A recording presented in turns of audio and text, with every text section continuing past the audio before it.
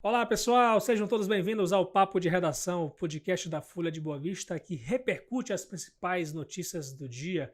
Hoje é dia 20 de junho de 2023, terça-feira, começa o Arraial Boa Vista Junina e daqui a pouco a gente fala muito sobre esse assunto.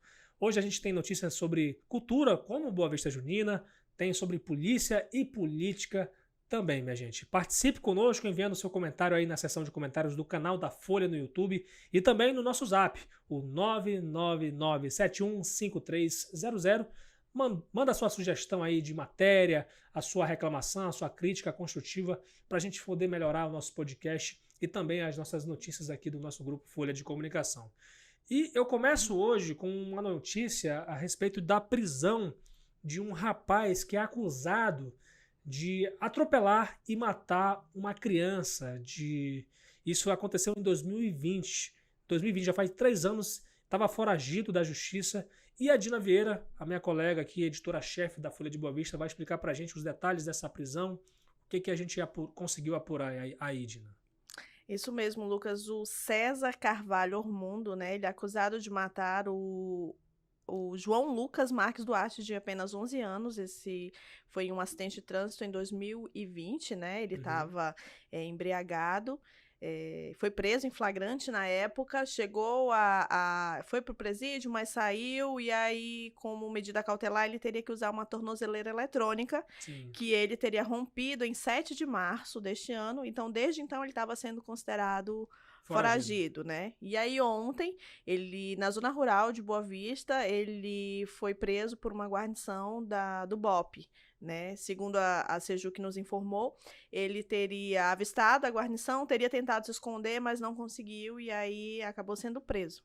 Pois é, um caso aí que a gente mostra que, cara, não combina, né? Direção com a bebida, né? Bebida com direção. Sim, não tem ontem combinação. a Lei Seca completou 15 anos, né? E esse é um caso aí que representa bem o que acontece, né, quando se bebe e se dirige.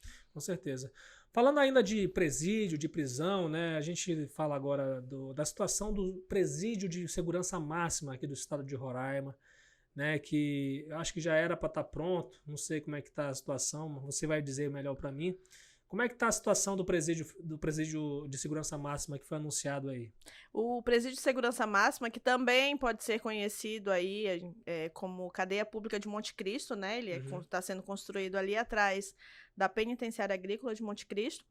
Ele teve obras iniciadas em 2018. A previsão, inicialmente, do governo era que ficasse pronto em dezembro de 2021.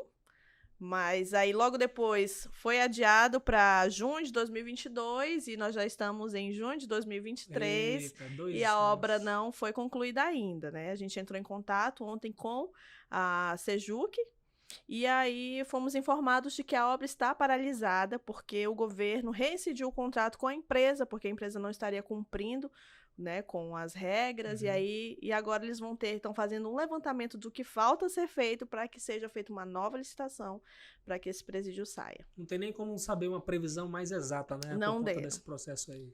Ainda estão fazendo ainda esse levantamento, né? Vale lembrar que são 23 milhões de reais essa obra, né? São 16 milhões em recursos federais e 7 milhões do governo do estado.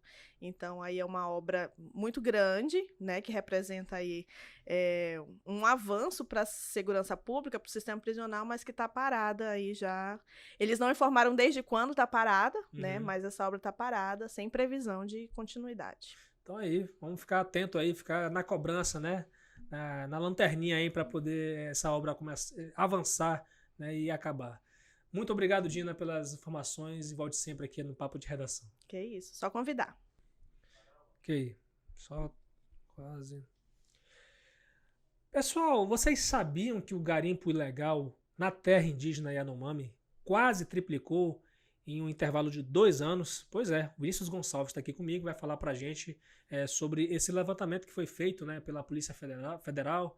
Fala em detalhes aí para a gente sobre esse dado. Pois é, Lucas, a PF apurou, né, de acordo com os levantamentos da própria corporação, né, com imagens de satélite, que o garimpo quase triplicou, né, na terra Yanomami entre 2020 e 2022. Uhum. Um crescimento aí de 198%. Segundo esses dados, a Polícia Federal, monitorados via satélite, o garimpo ocupava aproximadamente 14 quilômetros quadrados do território indígena em 2020.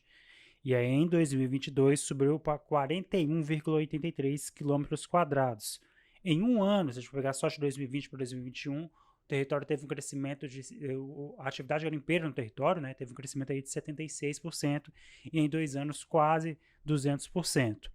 Aí, esse período, né, de 2020 a 2022 coincide também com o mandato do presidente Jair Bolsonaro, né, que foi um dos grandes defensores da atividade garimpeira, né, que defende até hoje, né, a legalização do garimpo no território indígena e que permitiu, de certa forma, que a atividade garimpeira crescesse no território à margem da lei. A gente sabe que o garimpo, né, em território indígena é ilegal.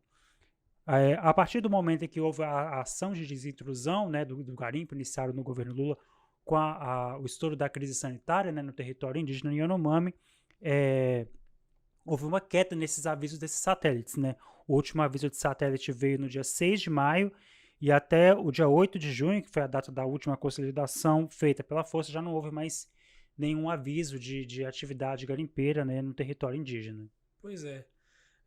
Inclusive o governo federal, na época do Bolsonaro, tinha até um projeto de lei para poder legalizar, né, isso em terras indígenas, mas pelo contexto atual isso não deve avançar, né, até pela questão ideológica do governo Lula. Sim, o próprio governo Lula já apontou, né, que vai manter que não vai barrar qualquer projeto, né, que queira legalizar o garimpo na região, inclusive promovendo ações de desintrusão, reforçando inclusive as ações de desintrusão do garimpo, né, no território indígena, né, não só na terra indígena Yanomami, quanto em outras terras indígenas pela Amazônia, né, inclusive tanto reforçando as ações de repressão, né, aí a apreensão de maquinários, enfim, quanto também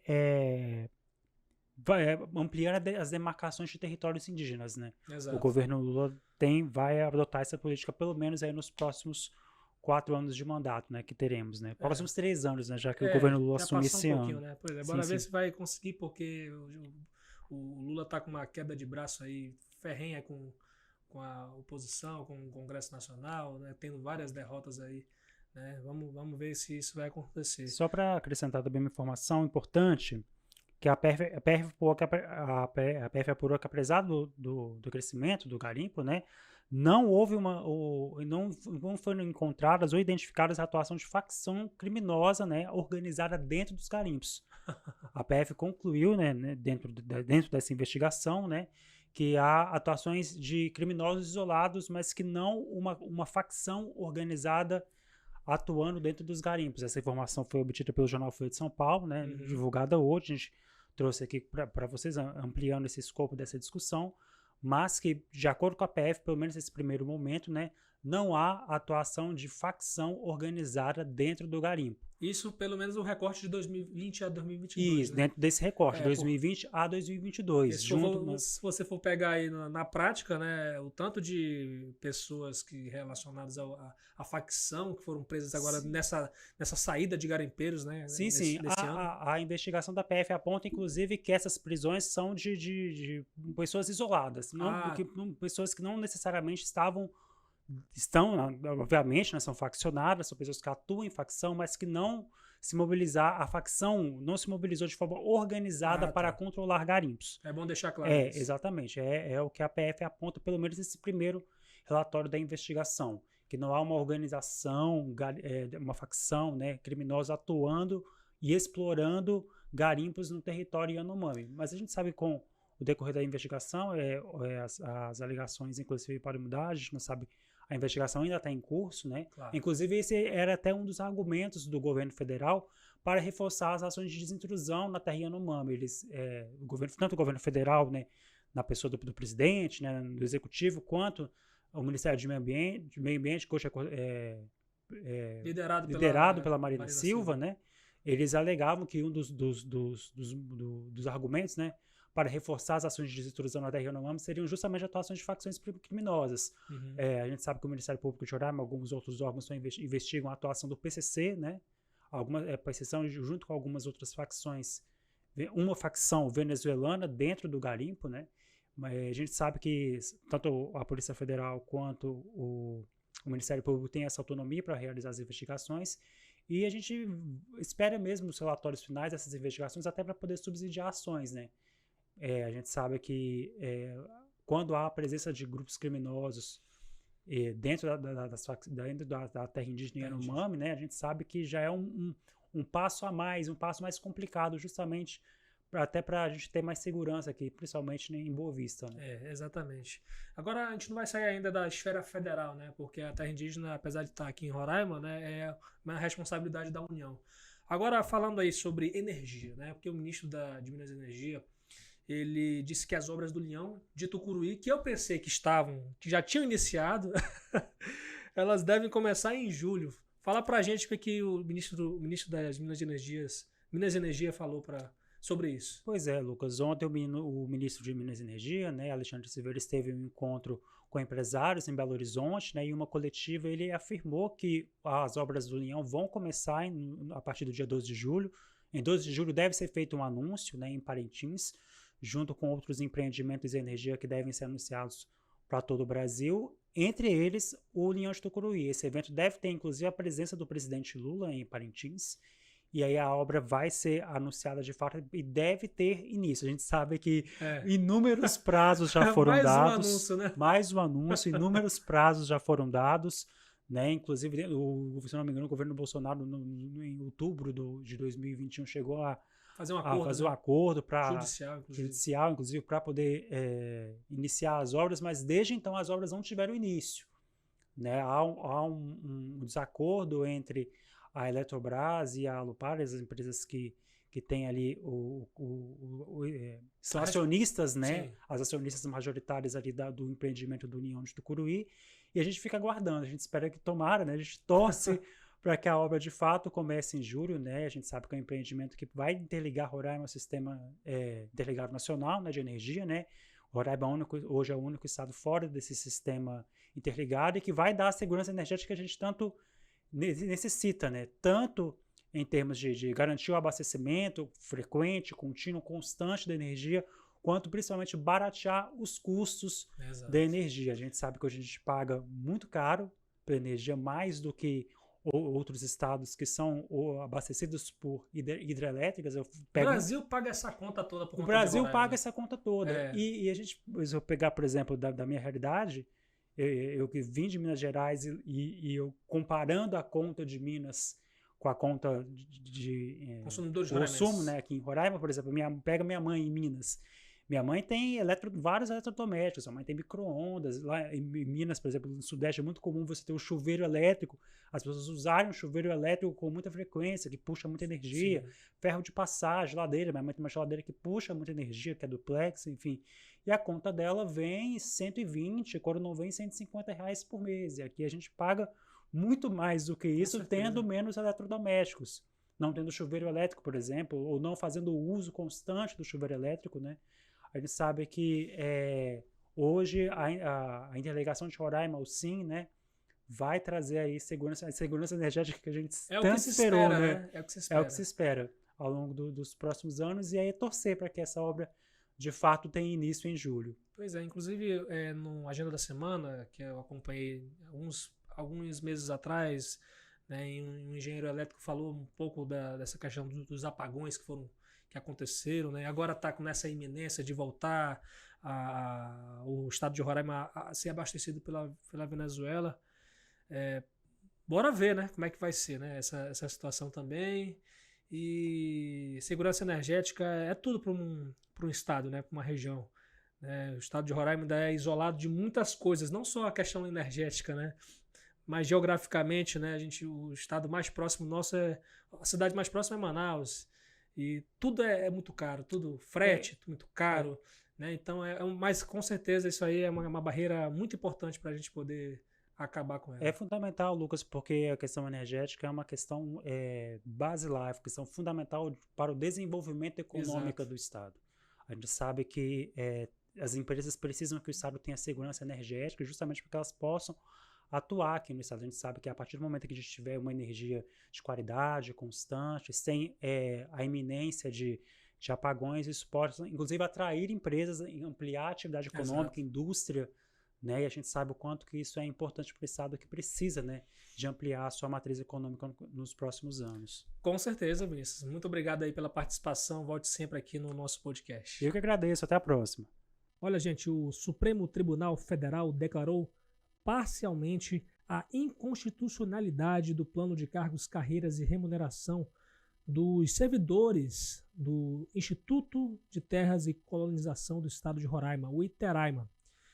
A Corte derrubou os artigos que prevêem aí os adicionais de qualificação, de penosidade, de insalubridade, de atividade administrativa e de atividade em comissão, além do artigo que previa aí um aumento de remuneração em relação ao vencimento básico dos cargos efetivos da categoria.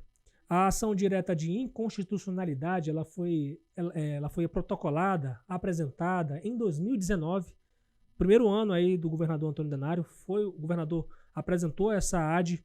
Na época ele alegou que havia inconstitucionalidade em relação a esses trechos da lei, porque previam vantagens e aumento de remuneração sem uma previsão orçamentária suficiente para poder atender às projeções de despesa de pessoal e os seus devidos acréscimos. Naquela época, vale ressaltar aqui que o governo estadual ele vivia uma crise financeira generalizada e que o Estado alegou que não podia conceder gratificações, não podia aumentar salários, porque mal conseguia pagar salários. Então essa foi uma das justificativas que o governo estadual concedeu ao Supremo Tribunal Federal na época para poder derrubar esses benefícios dos servidores do Iteraima. E aí a gente procurou o governo do estado para falar sobre os efeitos práticos dessa decisão do Supremo Tribunal Federal. E o Iteraima disse que ainda não foi comunicado oficialmente dessa decisão e que criou uma comissão para realizar estudos prévios com a intenção de revisar o PCCR do Iteraima. Desde 2020, a remuneração dos servidores, segundo o próprio Instituto, lembram, né, no caso o Instituto, ela é paga conforme o plano de cargos, carreiras e remunerações, com exceção dos benefícios que careciam de regulamentação. O Iteraima garantiu que o governo está trabalhando para que os servidores não sejam prejudicados, pois com a revisão do PCCR e a aprovação de uma nova lei, os salários dos servidores não vão ser prejudicados, uma vez que estão previstos na Lei Orçamentária Anual. Agora vamos mudar de assunto, falar de cultura, porque hoje, dia 20 de junho, é o dia que começa o Boa Vista Junina, que a prefeitura fala tanto que é o maior arraial da Amazônia. E aí o José Magno está aqui para falar sobre isso, né? Ele que já está quase como um repórter oficial de agenda cultural aqui no podcast Papo de Redação. José Magno, seja bem-vindo ao nosso podcast. Fala pra gente o que vai ter de bom aí nesse primeiro dia. O Boa Vista Junina, o tão esperado Boa Vista Junina começa hoje. Vão ser 6 dias de festa, 6 dias de programação, 6 dias de muita comida boa, 6 dias de muita música, muita cor, muita alegria. E hoje, como todos os dias, a gente abre a noite com a apresentação das quadrilhas. Sim. As quadrilhas que vão se apresentar hoje são Evolução Junina, Arrasta-Pé, Sanfona Junina, Chamego na Roça e Explosão Caipira. Isso a partir de 7 da noite. Isso, a partir das 7 da noite. Muito bom. E aí, as atrações musicais, a gente vai ter Shot Respeitado, Rodrigo Martins e Banda, Gleidson Ferrari, Emílio Oliveira e às 23 horas, atração nacional Barões da Pisadinha. Então, assim, é uma ótima maneira de abrir as festas, além das atrações musicais, como eu falei, vai ter muita comida por lá, eu acho que comida é minha parte favorita, então vale a pena conferir. Com certeza, vai ter muita paçoca, muito milho, muita pamonha. Muita canjica. Essa época é maravilhosa, hein? Agora a gente espera que a chuva colabore, né? Porque cá entre nós, nesses últimos anos aí, a chuva tem atrapalhado pra caramba, é verdade, o transcorrer da programação. Né, Zé Magno? Então, assim, tá feito o convite aí, 19 horas, a partir de 19 horas começa as atrações de quadrilha também, as atrações musicais, vai ter um palco lá para quase 5 mil pessoas acompanharem as apresentações das quadrilhas, tem um grupo de acesso, grupo especial, né, a elite aí das quadrilhas juninas. Então, hoje, começa com tudo aí, com os Barões da Pisadinha também, exatamente, para poder coroar esse primeiro dia. Obrigado, Zé Magno, pela Eu sua que agradeço. participação e até amanhã. Até. Vamos lá, gente, continuar o papo de redação. Na verdade, me despedir aqui. Quero agradecer a sua companhia de sempre aqui no nosso podcast da Folha de Boa Vista, que repercute as principais notícias do dia, né, trazendo aqui sempre os nossos repórteres para bater um papo, né, falar um pouco de bastidores da notícia, dar uma opinião assim sobre alguns determinados temas. E agradeço aí, e eu acho importante, super importante a sua participação no nosso podcast, porque a sua sugestão, a sua reclamação, né, a sua opinião, ela ajuda muito a gente fazer desse podcast cada dia mais interessante, cada dia mais interativo, cada dia melhor. Então, quero agradecer a sua companhia de sempre. Continue interagindo conosco aí no nosso canal da Folha no YouTube, @TV Folha BV, onde você também pode ficar por dentro do nosso conteúdo audiovisual. Inclusive, a gente já postou o documentário sobre o cinema roraimense, né? Um pouco da visão aí do cenário atual, um pouco de visão histórica também, que eu acho muito interessante a gente falar disso. Participe conosco no nosso zap, o 999715300, mandando a sua mensagem, a sua sugestão de matéria. Siga as nossas redes sociais da Folha. A gente está no Facebook, no Twitter e no Instagram como @FolhaBV. Agradecimento também à edição de Fabiano Lopes e o apoio técnico de Rio Herrera, John Hudson e Aduan Figueiredo. Muito obrigado, minha gente. Até amanhã, se Deus quiser.